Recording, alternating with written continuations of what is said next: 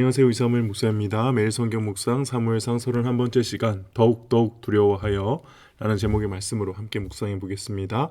본문 말씀은 사무엘상 18장 17절에서 30절 말씀입니다. 오늘은 다윗을 죽이기 위해서 딸을 자꾸 이용하는 그런 사울의 모습이 등장하는데요. 사울이 다윗에게 이르되 내 맏딸 메랍을 내게 아내로 주리니 오직 너는 나를 위하여 용기를 내어 여호와의 싸움을 싸우라.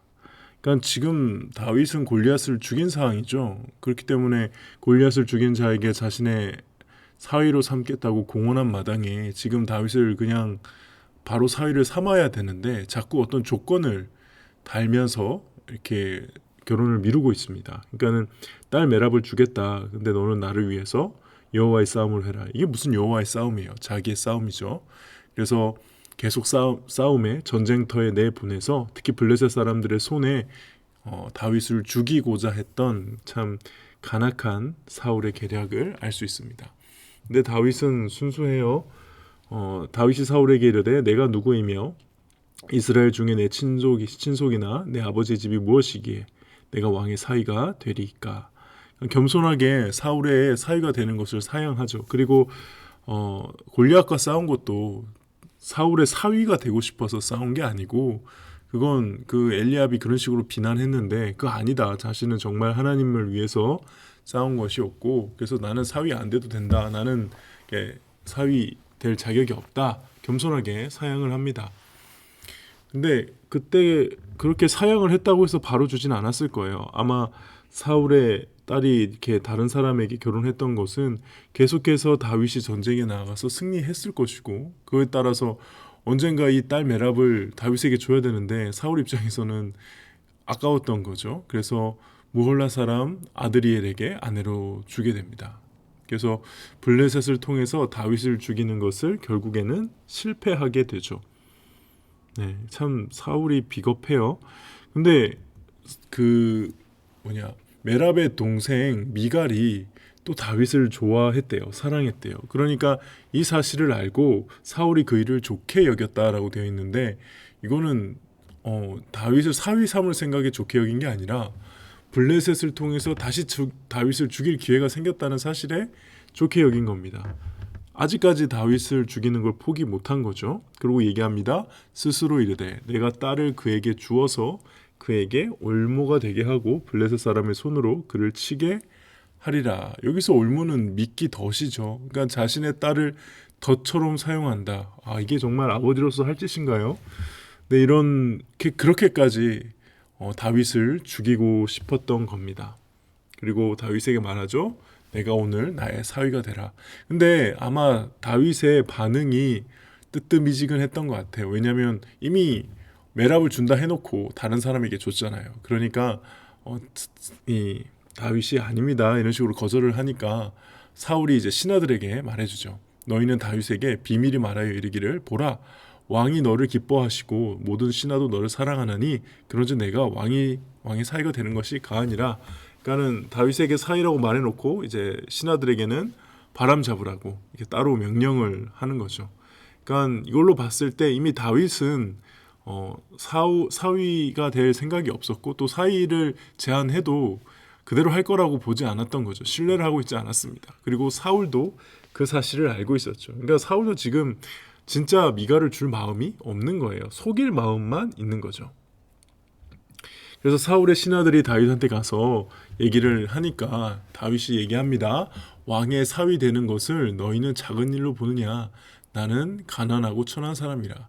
그러니까 다윗의 입장에서는 뭐 이런저런 문제가 있겠지만은 아무래도 경제적인 부담이 가장 큰 문제였던 것 같아요. 특히 메랍과 결혼하지 못한 이유도 어떻게 보면은 사울이 되게 비겁한 수를 쓴 건데도 받아들였던 이유가 아마 메랍과 결혼했던 그 앞에 사람은 지참금을 신부를 데려갈 때 주는 지참금을 참 많이 줬던 것 같아요. 그러다 보니 자기는 가난해서 사위가 될 자격이 없다 생각을 한 것이죠.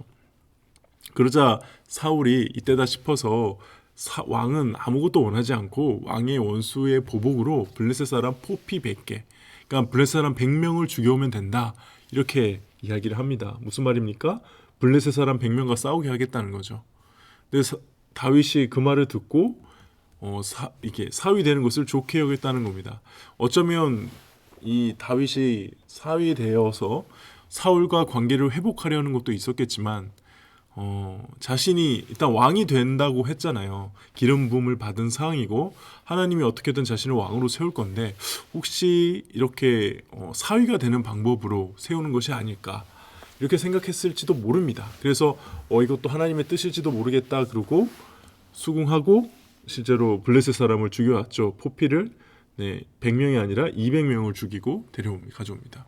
그러니까는 이건 100명이 아니고 200명이니까 왕의 입장에서 보면은 사위를 삼지 않을 수가 없는 상황이 됐죠. 사울이 계획한 대로 되지 않았고 오히려 다윗의 용맹함만 더 드러내고 사람들에게 소문이 나기 시작했던 것입니다. 그러면서 이제 오늘 본문의 마무리가 여호와께서 다윗과 함께 계심을 사울이 보고 알았다라고 합니다.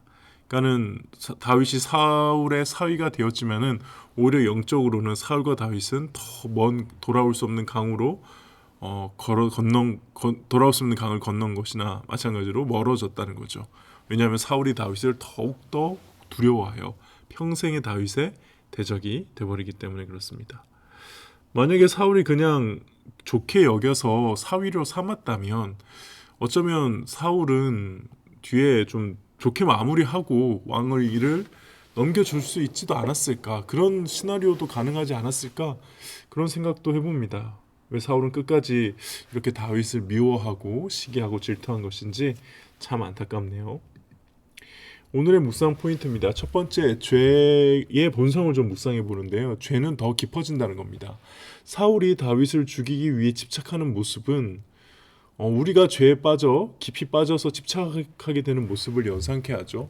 그러니까 다윗을 죽이기만 하면은 뭘 해도 상관없다는 거예요. 심지어는 자신의 딸을 미끼로 삼아도, 올무로 삼아도 그렇게 한다는 거죠. 이게 정말 죄에 가면 갈수록 빠져드는 어떤 그런 비참한 모습 아닐까요? 그러니까 스스로 구원할 수 없는 죄와 비참함 속에 있는 가련한 인간의 모습이 이 사울의 모습에서 보여지고요.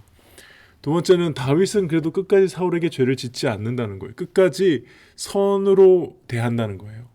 그러니까 그는 어떻게 보면 이미 왕으로 예정된 사람이고 반역하는 게 하나님의 뜻일 수도 있겠다 이렇게 생각할 수도 있는데 그러지 않고 그럼에도 사울에 대한 충성을 버리지 않는다. 이것은 하나님에 대한 충성을 버리지 않는 것이겠죠. 그리고 마지막으로 하나님께서는 사울의 계교를 허락은 하셨어요. 그렇죠? 근데 다윗이 그걸로 인해 넘어지지 않도록 보이지 않게 지켜주셨습니다. 이건 다윗이 사실 대단한 것처럼 보이지만 그 상황을 다 알고 섭리하시는 하나님의 능력, 하나님의 보호하심이 대단한 것이다. 이렇게 묵상해 보겠습니다. 오늘 묵상은 여기까지입니다. 기도하겠습니다. 하나님 아버지, 이 사울의 끝없는 추락을 보면서 우리가 주님 앞에서 이 죄의 무서움을 다시 한번 깨닫습니다. 다윗처럼 하나님 앞에 충성할 수 있게 하시고 내 앞에 있는 원수의 악을 선으로 갚을 수 있도록 하나님 저희를 인도하시고 함께하여 주시옵소서. 언제나 보이지 않게 저희를 지켜주시고 연단하시고 이끄시는 하나님을 찬양합니다. 감사드리며 예수님의 이름으로 기도합니다. 아멘. 묵상을 들어주셔서 감사합니다. 좋은 하루 되시기를 바랍니다.